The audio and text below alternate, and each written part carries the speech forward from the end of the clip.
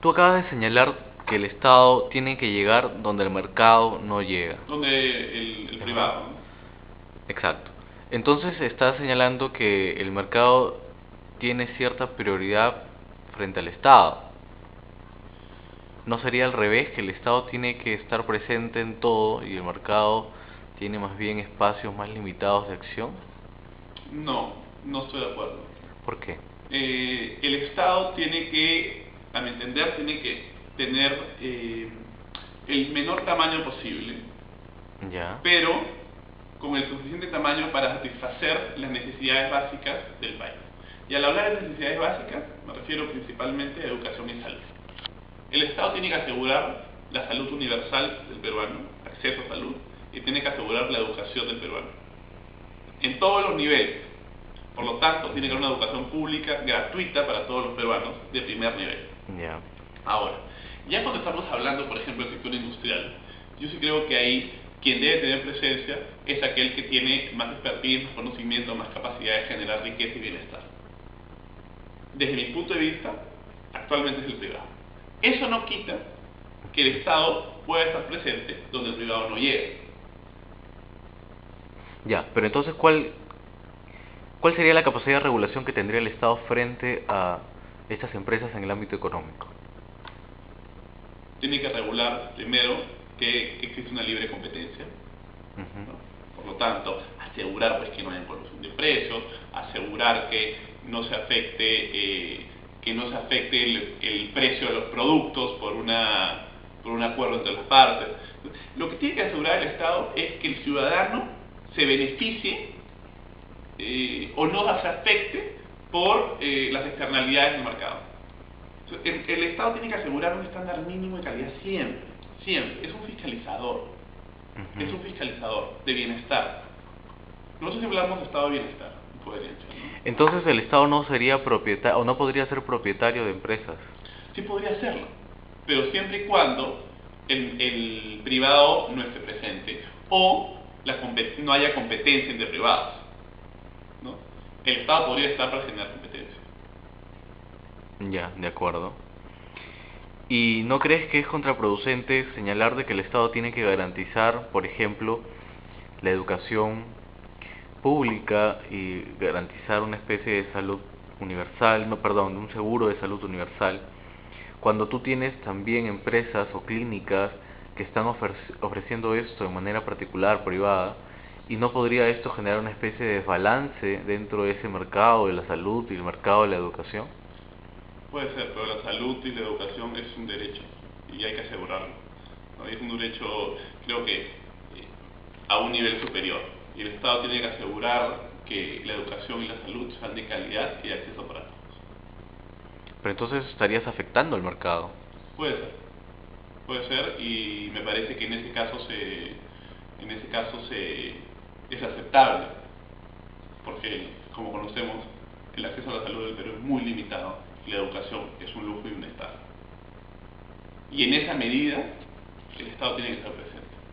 Si es que la educación y la salud no fuese un lujo y no fuese una estafa, tal vez el Estado no necesariamente tendría que estar presente. Yo no lo sé, pero eso yo lo veo en un mundo utópico por el momento. Ujú. ¿Y cuáles serían entonces, Augusto, tus principales propuestas de llegar al Congreso? En coherencia, Elohim y yo llevamos las mismas propuestas, trabajamos educación superior. Como primera idea es romper los paradigmas de la educación superior en el Perú.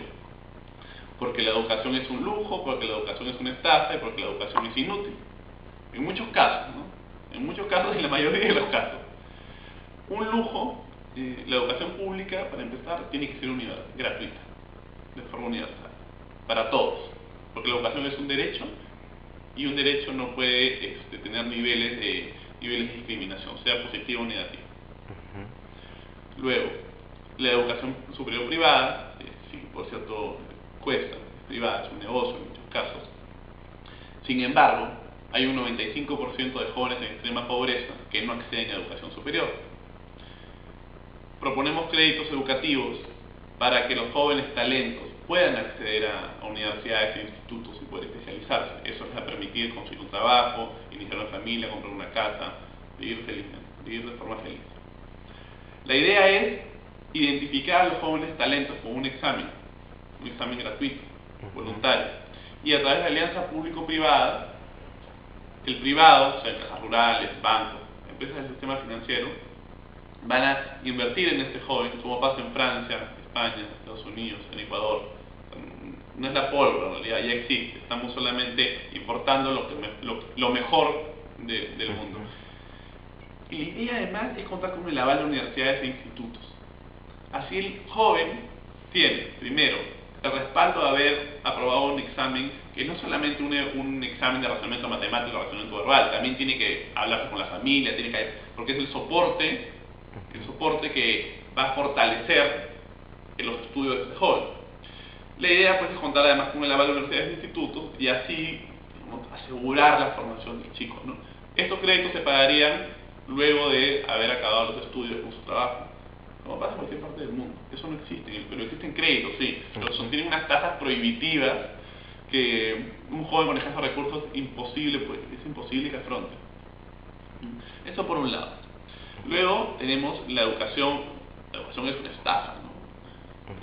La calidad académica de algunas universidades e institutos es risible, ¿no? O sea, chicos que estudian en institutos un año y medio, pagan, chambean, pagan para estudiar, se esfuerzan, salen y no saben nada, no están preparados para trabajar, no consiguen trabajo porque no son competentes.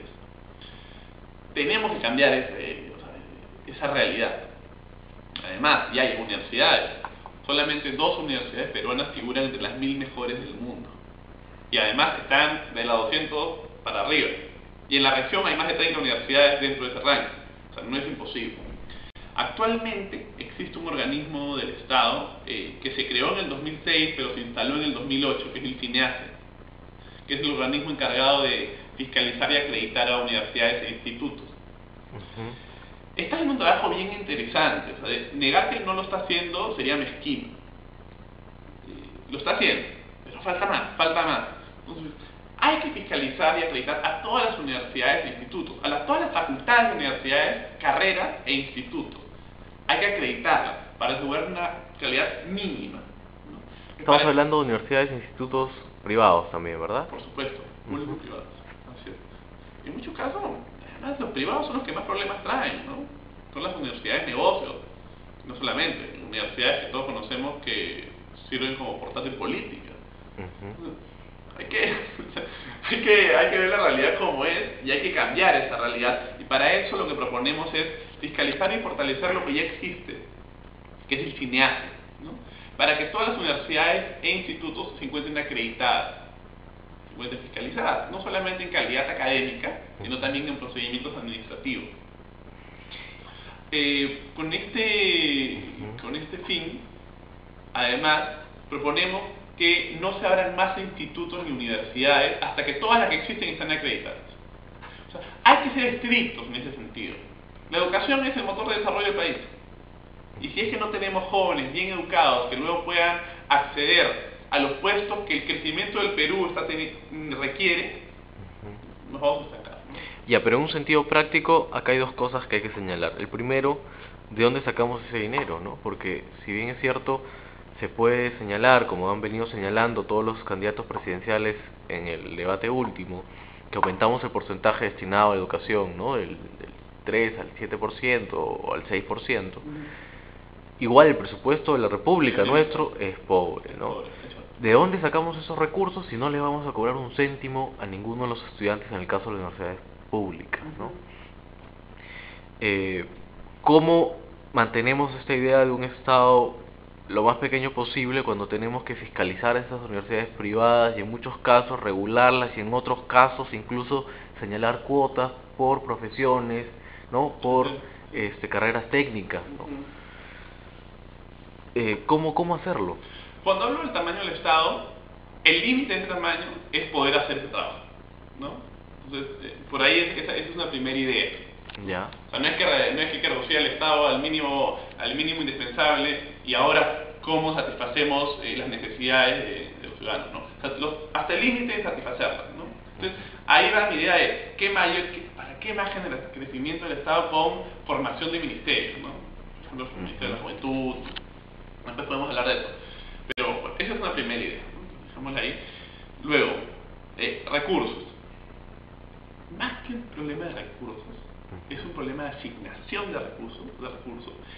problema de articulación de esfuerzos y es un problema de gestión.